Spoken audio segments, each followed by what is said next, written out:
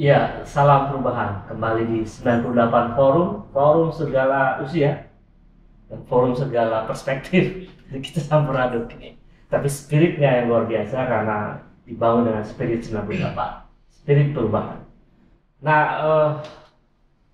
malam ini asik kita nih ngobrol ditemani kopi kekinian. Brew. Apa? Ini yang suka ngopi keren. Cold brew ini luar biasa. Rasanya bikin tendang ya. Baik, meskipun situasi ekonomi sedang resesi, tapi usaha harus tetap jalan ya. Ya, Ini ada beda generasi. Ya.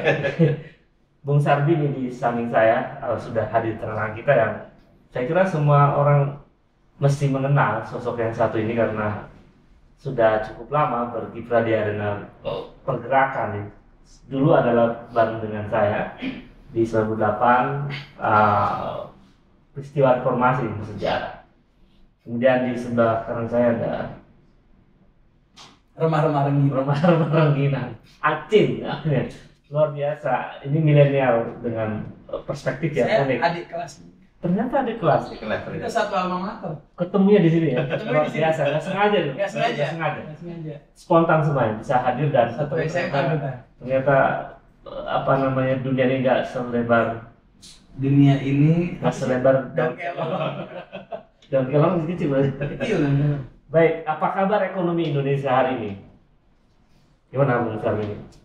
Ya kalau saya ngeliat sih hari ini ya memang kalau dibilang belum terlalu baik belum, tapi progresivitasnya sudah mulai agak meningkat lah kan. Artinya Dibanding kuartal pertama ya, yang minus 5%. 5%. Di samping masalah ya kondisi COVID ini juga kan gejalanya gejala internasional. Ini kan di luar prediksi semua orang akibat COVID ini. Pasti efeknya dulu 98 itu kan cuma hanya beberapa negara ya, termasuk di Indonesia. Jadi itu terlihat rentan atau tidaknya sebuah bangsa.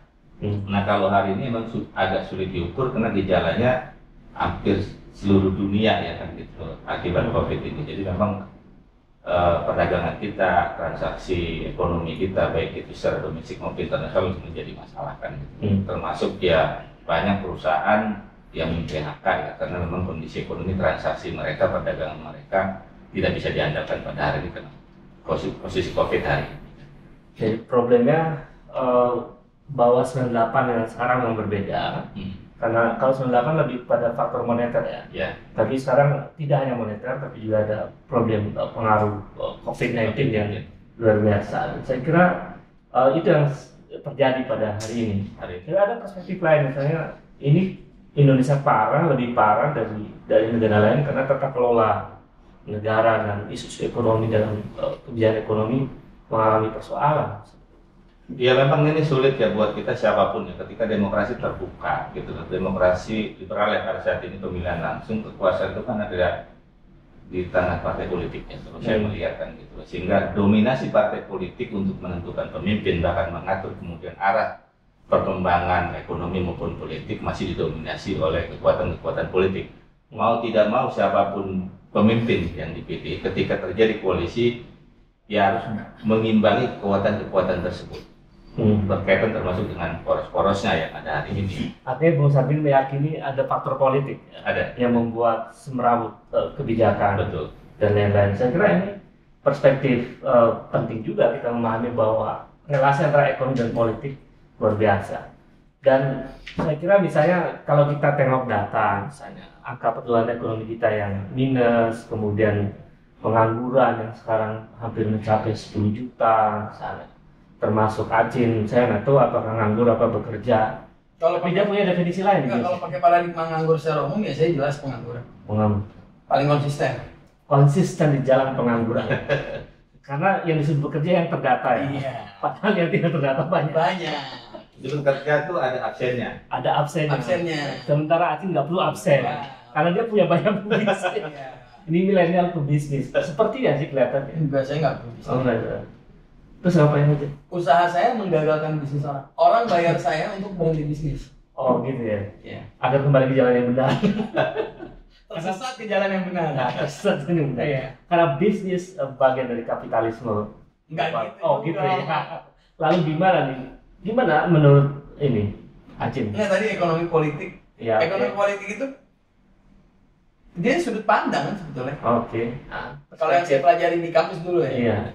Perspektif ekonomi politik itu. Jadi kita melihat ekonomi yang nggak pernah bisa terpisahkan oleh politik. Kita juga melihat politik tidak bisa terpisahkan oleh ekonomi. Dalam kacamata ekonomi politik, orang akan tersesat apabila melihat sebuah aktivitas politik tanpa memahami alur ekonomi dan sebaliknya. Ya, ini mirip ini sih perspektifnya dari Krugh tentang ekonomi politik. Bahwa ekonomi sesungguhnya dia diproduksi oleh kebijakan politik. Ya, Cuman dalam praksisnya seringkali politik dikendalikan oleh kekuatan ekonomi. Jadi sesungguhnya ini mana yang lebih kuat? Ya, pada dasarnya ini seperti dua buku yang di kayak gini nih. Oh, ya Iya. Ketika salah satu jatuh, yang satu akan jatuh. Jadi menurut Acin politik sedang jatuh, ekonomi juga akan jatuh. Justru saya khawatir istilah ekonomi kita terpuruk, ekonomi kita naik, itu sebuah metafor, bukan pada makna sebenarnya. Karena ukurannya kuantitatif banget. Ukurannya statistik ya. Statistik. Oke, rakyat 270 juta. Kira-kira masuk akal nggak kita menghitung secara kuantitatif? Walaupun ini lebih baik ya daripada pakai standar lain ya. Standar misalkan kayak standar kesenjangan sosial dalam konteks agama, misalkan ribut antar ras. Saya kira standar ekonomi standar yang lebih baik. Tapi saya sendiri nggak pernah paham kapan ekonomi di sebuah negara itu dinyatakan baik-baik saja. Saya tidak pernah paham. Artinya Acin termasuk yang tidak percaya negara itu mengalami kemajuan dalam cara pandang ekonomi. Enggak kan sih, kayak saya ini umur 28 tahun. 28 tahun kan dalam masa-masa selama umur 28 tahun itu saya pernah mendengar kabar bahwa negara ini ekonomi sedang baik-baik saja. Terus juga saya pernah juga berada di fase yang dimana pemberitaan media mengatakan bahwa ekonomi kita sedang tidak baik-baik saja. Tapi saya nggak tahu ekonomi itu dikatakan baik itu bila kenapa, dikatakan buruk itu bila kenapa. Saya tuh nggak ngerti. Sederhana, misalnya dikatakan baik kalau misalnya semua orang mengalami kesejahteraan. Ini kan teknologi perspektif yang umum. Orang merasa nyaman berbisnis, orang-orang asing investasi dengan mudah. Itu nilai rupiah menguat. Itu kan indikator umum ya. Kemudian orang miskin berkurang, tapi sekarang orang miskin bertambah. Dan lain-lain itu kan indikator-indikator yang terlihat. Nah, ada soal yang juga menarik misalnya bahwa investor asing itu nggak mau ke Indonesia, versinya penguasa yang dominan itu karena inefisiensi birokrasi. Ya. Makanya dibuatlah undang-undang Omnibus Law itu agar upaya begitu agar kemudian proses perizinan itu lebih mudah. Saya kira itu juga catatan penting yang ada satu riset yang dilakukan oleh World Economic Forum itu menemukan bahwa ternyata investor asing itu nggak mau ke Indonesia bukan karena inefisiensi dari birokrasi. Yang pertama, itu hanya faktor kedua. Nah, menurut World Economic Forum, faktor pertama yang membuat investor asing nggak mau datang ke Indonesia itu karena Indonesia persepsi publik internasional, pebisnis internasional, itu adalah negara yang tingkat korupsinya tinggi. Jadi mereka melihat karena faktor korupsi. Nah ini gimana nih, Bung Sarbini?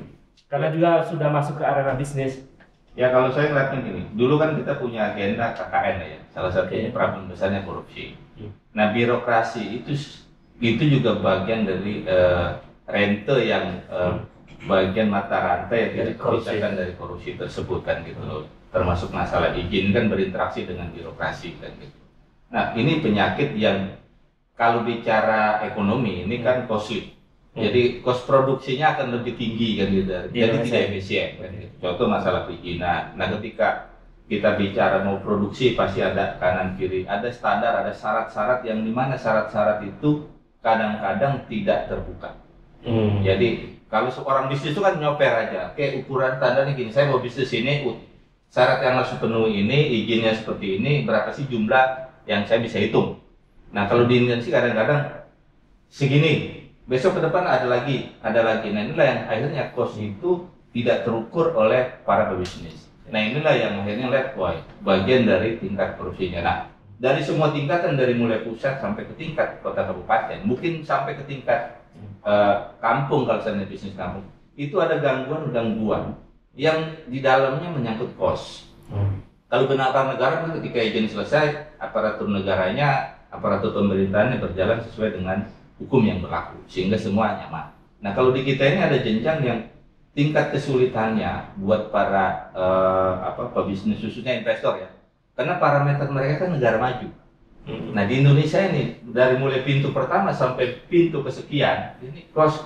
Nah kalau bicara hitung produksi kan ada namanya HPP kan gitu, produksi dan jual berapa sih yang harus kita hitung. Itu yang mau dipotong ya. Nah ini yang harus dipotong, efisiensinya itu. Nah ini yang sebenarnya para investor melihatnya di situ. Nah ketika harus bertarung dengan pasar atau produk-produk global gitu loh kan, pasti akan lebih mahal dan nggak laku biasanya kalau akan lebih mahal. Apakah itu menjamin dengan pemangkasan birokrasi kemudian korupsi akan hilang? Korupsi itu makhluk apa sebetulnya dalam kacamata ini? Silakan. Kalau saya sih ngeliatnya gini, korupsi ini kan kalau kita bicara perspektif agama lah ya, mayoritas di Indonesia ini kan berketuhanan. Sebenarnya semua ajaran agama melarang orang untuk mengambil di luar haknya. Korupsi ini kan mengambil di luar haknya, kan gitu, yang bukan haknya. Sebagai birokrasi dia digaji, sebagai pejabat fasilitasnya sudah dipenuhi. Dia jangan ngambil sampingan-sampingan yang bukan haknya dia, karena itu menjadi korupsi. Nah jadi hak orang lain nih, kalau bahasa ininya kan maling berdasi lah kan. Ini yang sulit. Nah yang repot ini sebenarnya bukan dalam konteks dagang bisnis, yang repot ini sebenarnya korupsi kebijakan. Ini yang kalau saya ngeliat yang paling ribet ini korupsi kebijakan. Nah kebijakan ini ada di politik. Saya bisnis ini agar kebijakan ini kan contoh standar itu kan ada di kebijakan. Yang menentukan standar itu ada di kebijakan, apa kebijakan di legislatif atau di eksekutif. Itu kan ada kebijakan yang dibuat standar. Nah ketika masuk di sini dan itu ada cost yang akan dikeluarkan, ini akan lebih berat dan ini merusak pertarungan bisnis, persaingan bisnis. Karena yang mengatur kebijakan lah yang menentukan standarnya. Nah kita yang tidak mengatur kebijakan otomatis tidak bisa memenuhi standar yang sudah diatur oleh investor. Itu yang paling berat. Korupsi kebijakan. Ini PR besar. Saya menyebutnya sebagai kejahatan politik.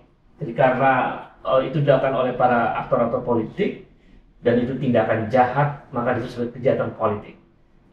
Kalau kemudian kita melihat bahwa korupsi sedemikian sistemiknya dengan korupsi kebijakan, bisa juga kejahatan politik besar.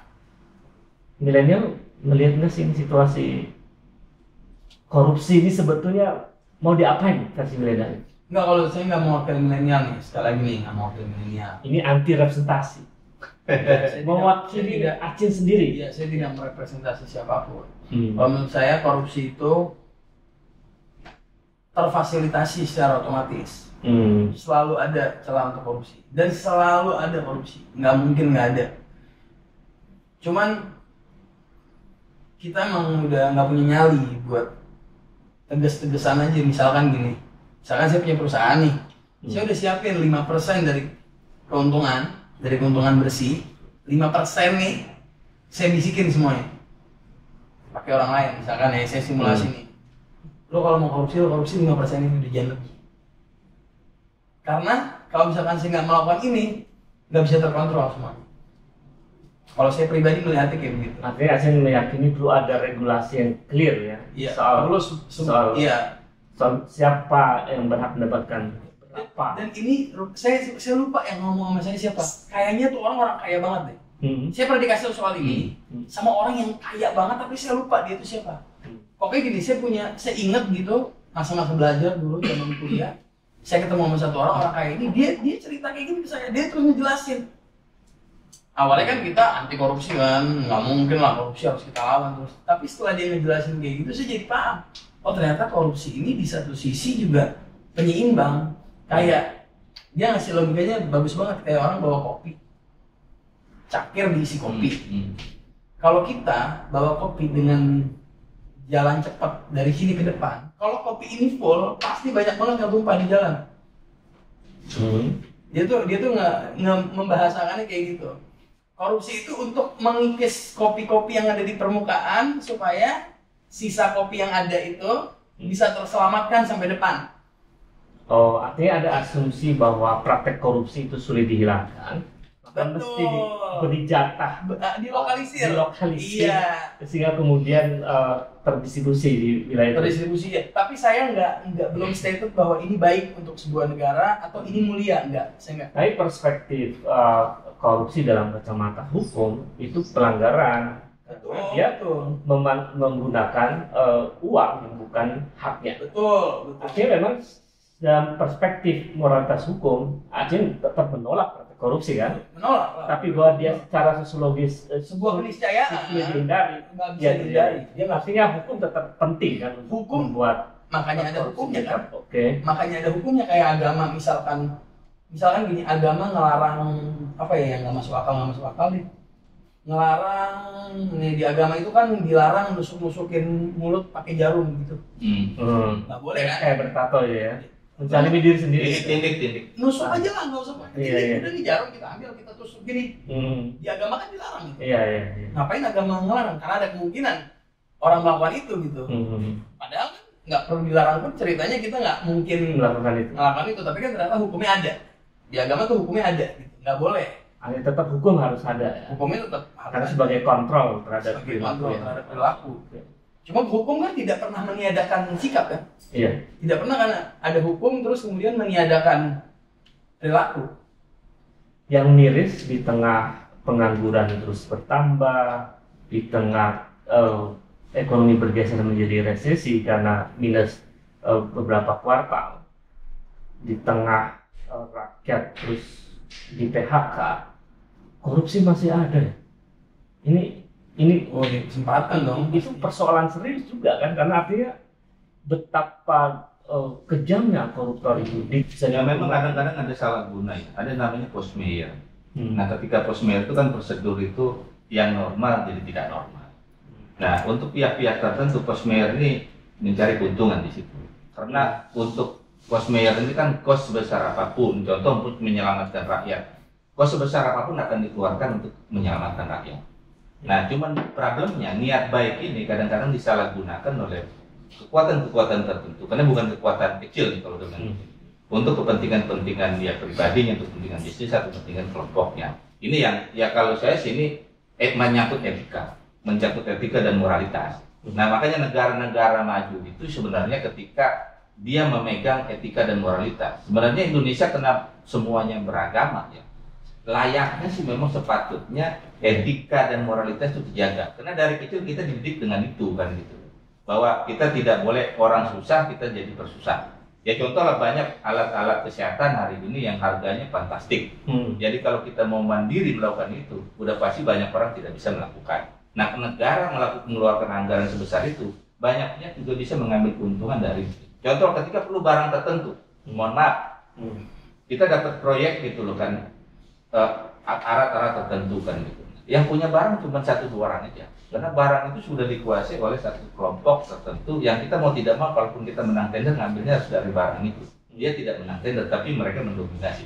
Nah inilah yang sebenarnya akhirnya monopoli harga oleh kekuatan tertentu menjadi harga itu dia yang menentukan. Ketika terjadi monopoli pasti kan dia bargaining di harga. Belum mau beli silakan, enggak ya sudah.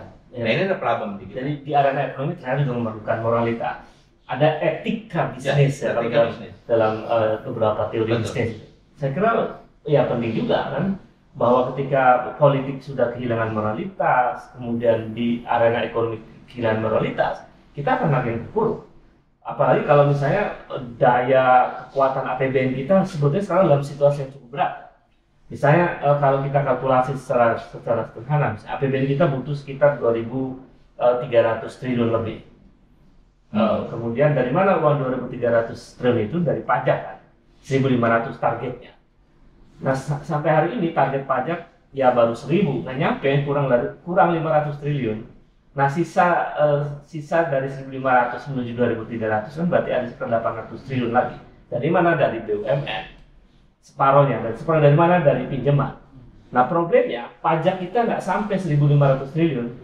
Kemudian BUMN kita banyak yang bermasalah, bahkan banyak yang rugi. Mau minjem lagi, negara lain juga sedang terpuruk. Bayangkan, artinya di situ kita akan mengalami defisit yang luar biasa, bisa sampai lebih dari 700 triliun. Dan itu apa tuh resikonya? Resikonya tentu luar biasa. Kalau negara misalkan gini, negara mengalami defisit anggaran, inflasi. Ya, inflasi, defisit, depresiasi ya, mungkin. Depresiasi ekonomi. Ya, anggap gini, merosot ya. Terus apa? Yang paling persoalan adalah banyak bisnis kita itu dikelola dengan modal asing. Dan itu menyedot tenaga kerja yang jumlahnya jutaan. Ketika pergerakan industri ini ditentukan oleh nilai mata uang dolar misalnya, dan kemudian uang kita mengalami situasi yang memburuk, dan investor asing akan menarik investasinya, maka terlalu banyak pabrik-pabrik akan berhenti, dan itu PHK massal besar-besaran, dan itu orang menjadi tidak bekerja, dan potensi kejahatan akan luar biasa, kemiskinan akan bertambah, dan situasinya akan makin memburuk. Dan ini kalau kemudian angka pertumbuhan ekonomi terus minus misalnya, meskipun sekarang ada pergerakan agak membaik sedikit, tapi kalau kemudian terus minus, ya ini kemudian disebut sebagai resesi. Dan situasi ini juga dialami oleh negara-negara lain. Jadi akan ada sebetulnya ini ada persoalan serius. Mungkin ada semacam dekonstruksi peradaban besar. Kapitalisme global akan terkoreksi dengan luar biasa dengan situasi hari ini. Bayangkan hanya karena satu virus ya. Harusnya baik dong itu sebetulnya. Artinya ini tantangan buat republik ini, tantangan buat kepala negara di seluruh dunia untuk memberikan jawaban atas persoalan global. Apakah ini juga tanda-tanda sebagai kegagalan kapitalisme? Ini kan juga perlu diskursus. Apakah ini adalah momentum lahirnya peradaban baru? Ini juga kan persoalan serius. Artinya depresiasi ekonomi mungkin pada level individu masyarakat, yaitu bisa masyarakat secara parsial mungkin merugikan. Tapi kalau secara peradaban bagus dong. Kalau pada akhirnya terjadi sebuah pergolakan ya, dan lain. Konteks bahwa ini adalah ruang untuk melahirkan peradaban baru, bagus. Tapi dampak sosial ekonominya akan menimbulkan kekacauan yang luar biasa. Gejolak politik yang luar biasa, dan gejolak-gejolak yang lain, dan sosial dan lain-lain. Saya kira ini juga persoalan. Artinya apa? Problem ini sebenarnya adalah problem besar. Salam perubahan.